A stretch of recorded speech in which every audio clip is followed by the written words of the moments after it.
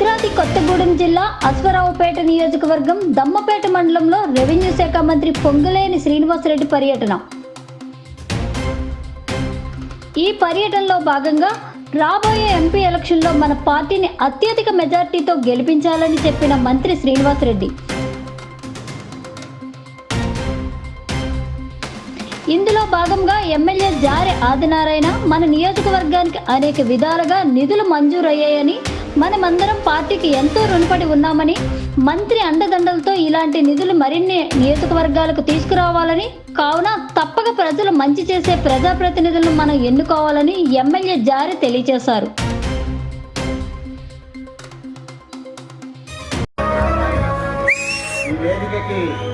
స్వాగతం, సుస్వాగతం.